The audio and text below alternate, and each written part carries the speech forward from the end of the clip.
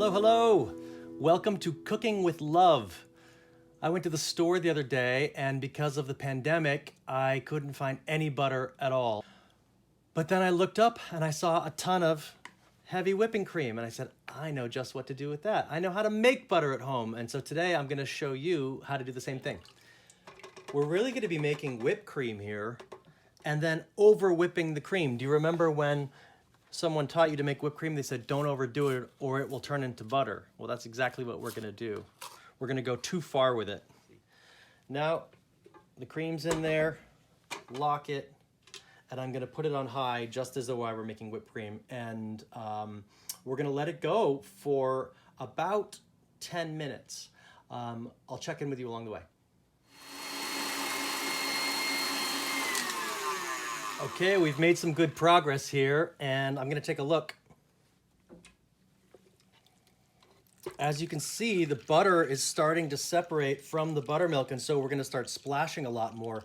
The more we do this, the more buttermilk will be released, and the more that butter will start to coalesce together into a uniform block. So let's keep going. I'm gonna scrape down the sides just a little bit so that we make sure to get all of the cream in.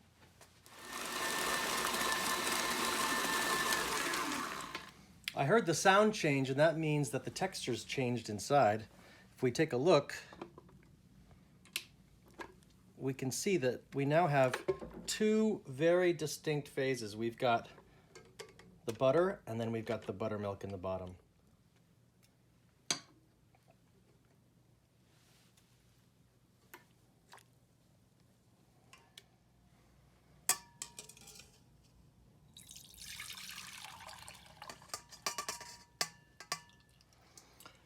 This buttermilk here is delightful. It can be used in buttermilk pancakes or in baking, or you could just drink it straight. It's nutritious. Most of the fat has been removed, so it kind of has the consistency of whole milk and a very sweet flavor. So reserve that, whatever you do. Now the butter, as I mentioned, is not yet ready to eat. We need to wash it and get a little bit more of that buttermilk out of it so that it won't spoil so quickly in the fridge. So I put the butter back in, and now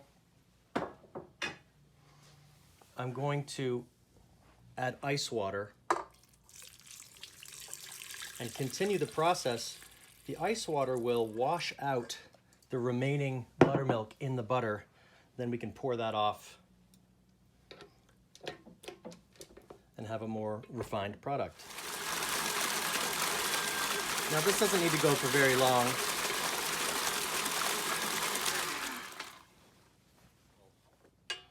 I'm going to strain this one more time, and then we will wash the butter again until our buttermilk is relatively clear.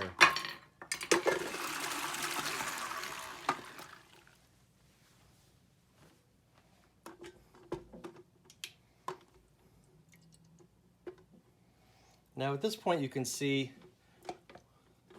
the water is a lot clearer, and we have fairly clean butter. Okay, great.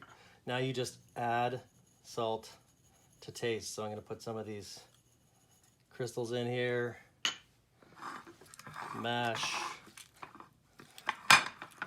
and then of course, taste.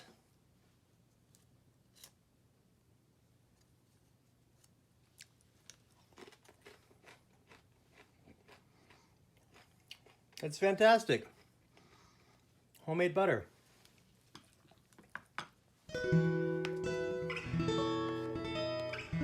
And there you have it, homemade butter from heavy cream. Thank you for joining Cooking with Love, and we'll see you next time.